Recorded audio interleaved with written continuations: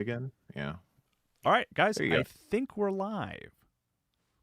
You tell me. Everybody, are we And live? Yeah, we're refreshing. streaming now. Yeah, we're streaming. We are streaming. Hello, We are everybody. all Welcome. Now is the part of the stream where we each collectively do something to let the world know we're streaming. I'll do a social post. Marcus will update the front page while people come to join us, you know? Hello, everybody. Yeah. Welcome. We should probably introduce ourselves. My name is Marcus Stewart. This is Kyle Hilliard over here in the fancy, very dapper tie. And we also have Eric Van Allen looking like a Mensa genius in the kind of like a sports professor. jacket, kind of like sweater combo. Professor today. Yeah. Yeah, I don't know why. That's what it just with that. I think that's just the fit for that like archetype. Yeah. I'm here to school everyone on what our new issue is. Yeah. Exactly. And also, Marcus, thank you for picking up the hosting slack aside. Panic started to do things. I appreciate that. Yeah, everything kind of launched live at the same time, which was really funny. I was like, oh, okay, yeah, we're just gonna do it, hit man. this one out the trebuchet then. But yes, everyone, in about 8 minutes, we will be revealing our next Game Informer magazine cover at the top of noon Eastern, 11 Central, and I think that's what 9 a.m. Pacific. Yeah, I'm doing that math right. And yeah, as with every other cover reveal stream where you spam every possible guess as to what the game is going to be. Name a video game. Name a video game. And we quietly say, interesting guess. Yeah, and then maybe one or two we might be react. like, well, it's definitely not that one. We don't want to get your hopes up. We are silently judging some of them. A few of these I feel like we could knock down. Like Resident Evil, that game comes out in a few days. I don't think that's gonna be it.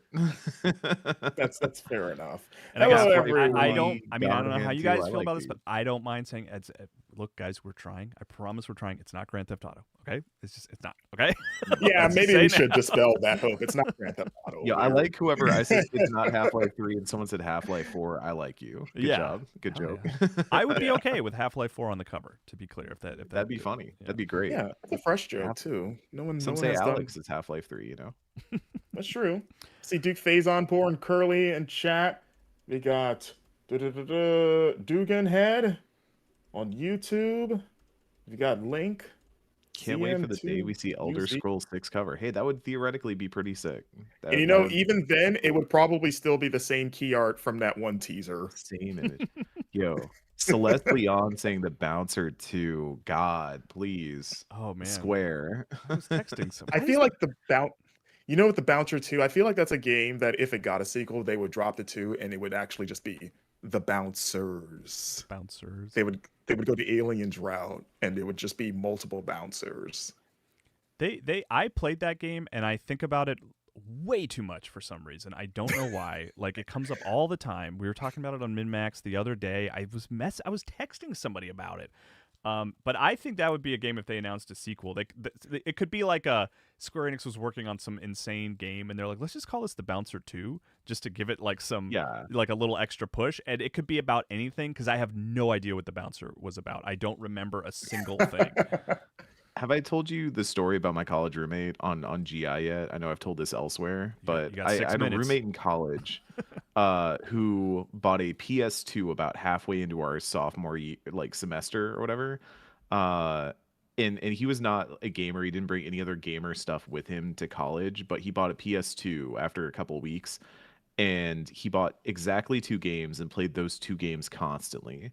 And they were The Bouncer and Black. Do you remember Black? Yeah, the FPS on PS2. Every bullet counts thing. Yeah, I met the director came by Game Informer's office many years ago to show off their new game at the time. So I spent the day with him actually and talked about that. How cool that game was. Was the Black developer? Maybe I'm mixing it. Did they do MAG after that, or was MAG a different developer? I think it was a different. I think that might have been a different team. I don't know why I'm connecting these two. Maybe I'm mistaken. I don't know the developer of Black PS2 game. That doesn't help. I know. I was going to say that's going to be. So it was Criterion. Criterion was the developer. Oh, that's right. Okay. Body Count was the follow-up in 2011. But that was not the same spiritual successor. Yeah, yeah. Okay, I was gonna say like there was like a vague. I don't know how I even remember this. Codemasters. That's all to say. Our next cover is a Mag 2. They're bringing it back. Yeah, Right. yeah, 250 player death matches and stuff. Do you guys own a copy of Mag? A copy of like the PlayStation 3 game, right? Yes, PS3. Yeah, it's now a very nice coaster. Yeah, it's totally like that. You could have that disc. Yeah, it's completely. It was an online only game. Yeah. Lego Batman. I feel like I played a match of that because if you're unaware, correct me if I'm wrong, Marcus. It was like the whole idea. The pitch was like you're playing with hundreds of people, like way before modern sort of battle royales and stuff like that. Yeah, that was a big deal at the time. Yeah, and there would be like commanders. So like you would be a commander for like a crew. And then there would be another commander of like a different set of like 10 or 15 players, right? And everyone would try to work together towards a common goal. Wasn't that the pitch? So it's Magic the Gathering. Okay, yeah. Everybody's playing commander. Yeah. That's what the M stood for in Mag. Yeah. Remember, it was an massive acronym. Action like game, Magic right? Gathering. Yeah, was it Massive Action Game? I know it was. Oh boy, now I gotta look. I don't know how we got there. I'm sorry for bringing us in a Mag. We need to return minutes before revealing the cover. We need to return to the era of names being arbitrarily like standing for something, like in the DS era where everything had to be DS or SD in the case of Fire Emblem Shadow Dragon.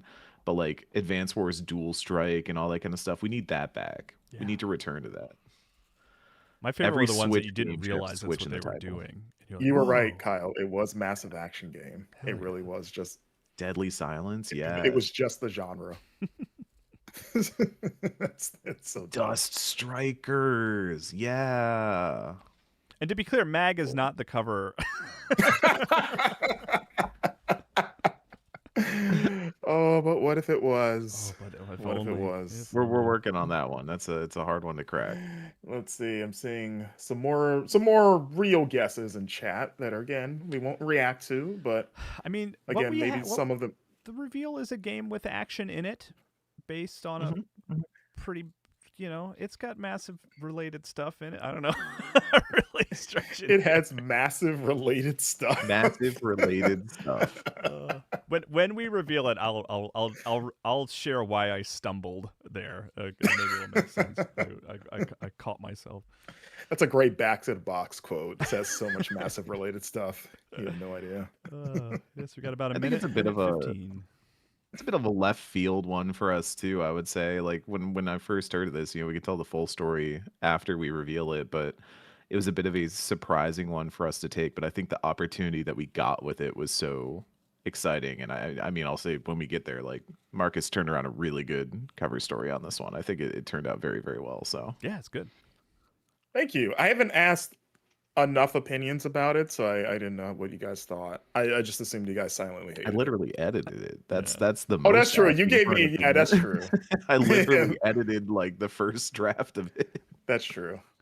All right, guys, about 30 seconds here. And make sure ask Brian. Brian actually had you were out when he was sharing compliments on Slack. We like to wait till you leave to tell you how much. He sent me little complimentary notes. Oh, good. Of stuff. Yeah. I just like fishing for compliments, guys. Yeah. All right. What are we down to, Kyle, here on our countdown? Here we go. We're at 10 seconds. You guys ready? 10, should I?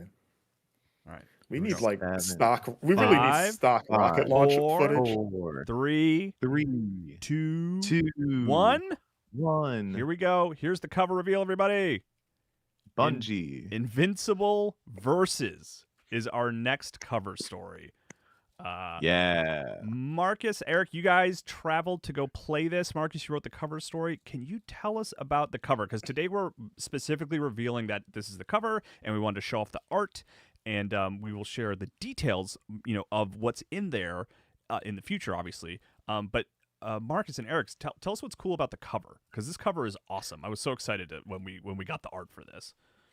So the cover, I don't think Game Informer, we've done it before. We've had alternate covers, but I don't think we've done it quite like this so what you're seeing here is that we have two variants of the cover art on the front and the back.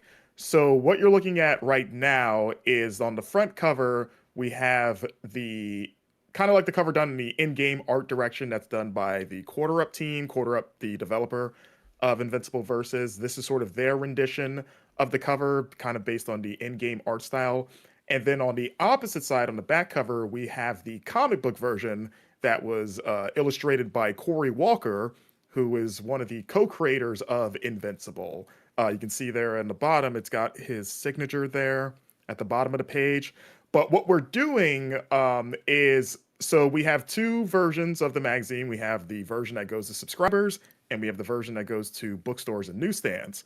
What you're looking at here is going to be the bookstore newsstand version that has the Quarter Up art on the cover. However, if you are a Game Informer subscriber, this order is going to be reversed, and it's going to be, and maybe Kyle will switch to it here. I did. Now I'm showing the subscriber version. Yeah. So if you are a subscriber, you will get the opposite order. So it will be the Corey Walker comic book version front and center, and the Quarter Up version on the back cover.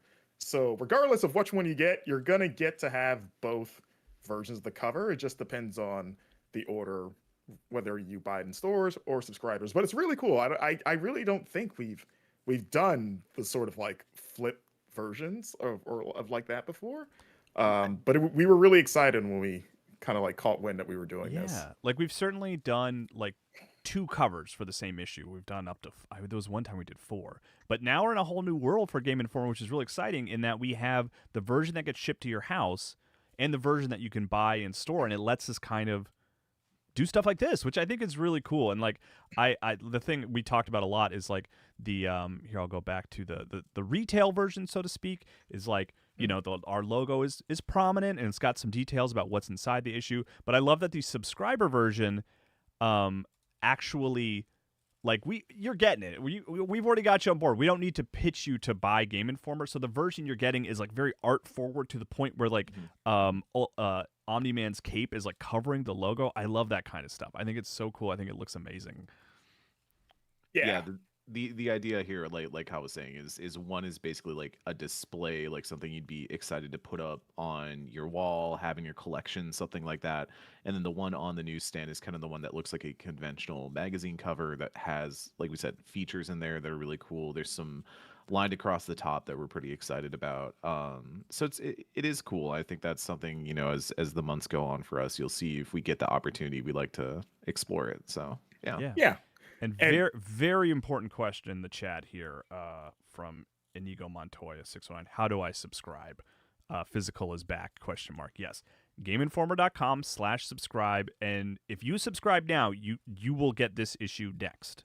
You will get the Invincible cover next. So hell yeah. I'll actually I will drop the link into our chats here.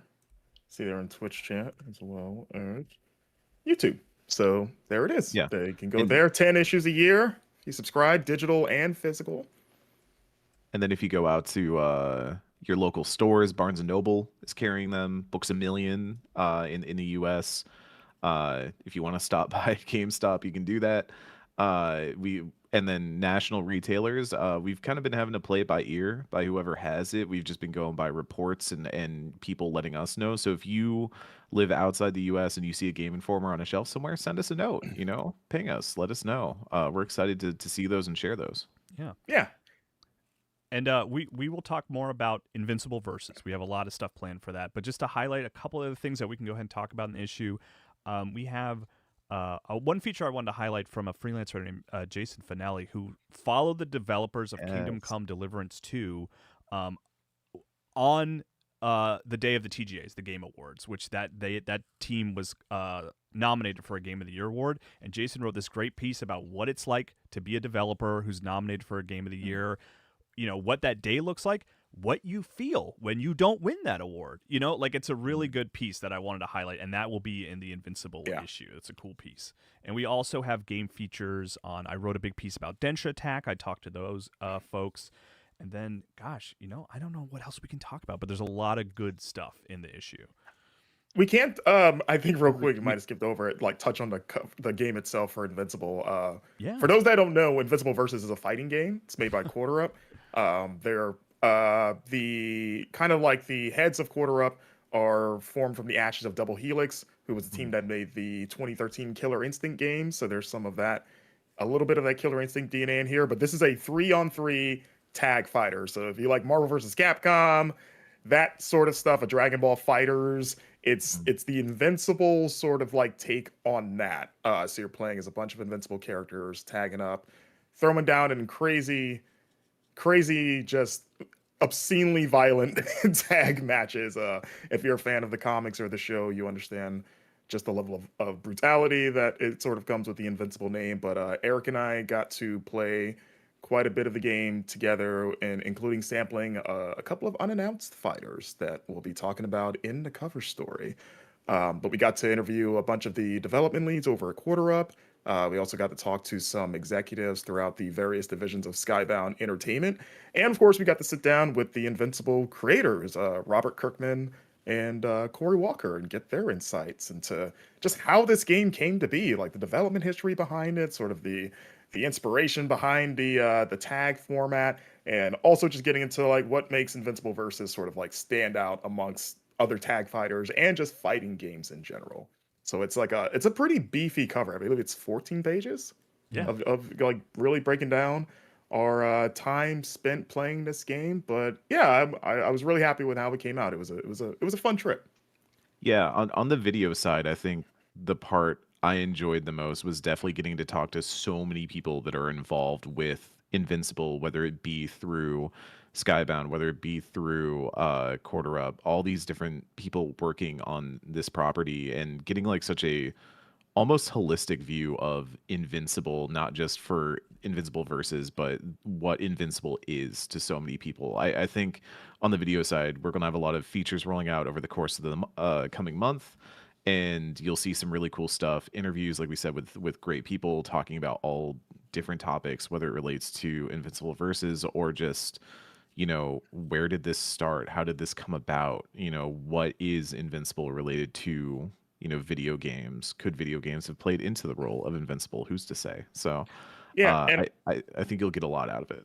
And someone in chat asked, "Is that a new character on the cover?" Referencing Elemental there in the back. So yes, she is a brand new character that was previously announced. She's an original character created for Invincible Versus, so they wanted to kind of highlight her alongside Invincible and Omni-Man. She kind of has like the ability to command the elements, as her name suggests. But yeah, she's one of the many cool things about this game is getting to mess around with a whole new superhero. And yeah, like someone mentioned, 14 pages, a lot of information. They said there was a lot to dive into with this game, as Eric mentioned, like trying to get like a holistic view of the Invincible IP, and just like their take on just like fighting games and just like the state of the genre in general. One of my favorite questions I asked was even asking about Omni-Man in Mortal Kombat 1. Like what they thought about that, and sort of like, was there any design inspiration taken from what NetherRealm did with Omni-Man, so that's like kind of technically his first appearance in a 2D fighter. So yeah, like I said, it's a beefy cover story, but if you're an Invincible fan or just a fan of fighting games, I think it's a really fun read. Yeah, and of course it's time for the reveal of why I stumbled when we were talking about massive action game earlier. I was gonna say based on a massive property, but then I was like, I don't even want to hint that it's like an IP, like I don't, it's, yeah, right. Like, I think you're reading too far into it. Like I said before the stream, this was a bit of a left field one for us because I mean, when's the last time we had a fighting game on the cover of GI? It's yeah, I think MK1. Yeah, maybe Mortal Kombat. Yeah, I think we did MK1. Oh wait, hold on, guys. Street Fighter 6 was on the cover, but still, there you go. But that was still Street a while Fighter 6 ago. was before, and that was before MK1. Yeah. I think it's still a relative rarity compared to most 100%. other genres, and especially so that like made it really exciting to approach. Especially a new fighter, because if it is a fighting game in a cover, it's usually one of the legacy franchises. Legacy fighter, yeah.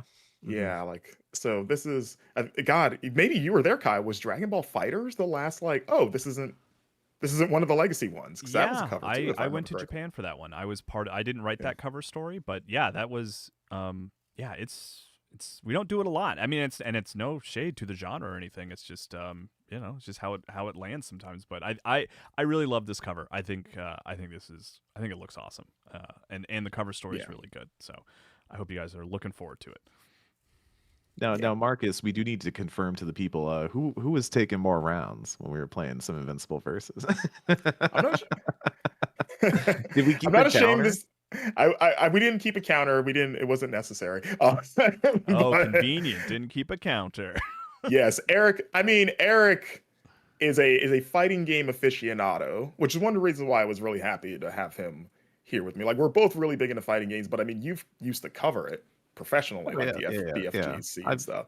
I've competed in a tournament or two in my day. So, I mean, granted, with a grain of salt, we were both learning the game at the same time, and maybe Eric got he grasped the mechanics a little quicker than I did.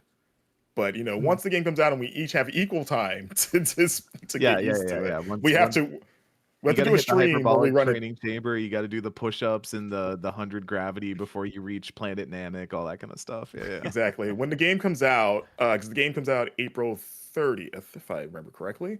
We'll do a stream where we run it back, Kyle. So we'll do it, or Kyle, excuse me, Eric. We'll do it in public, and then we'll see how. I want to see the result. Like, so the GI run back.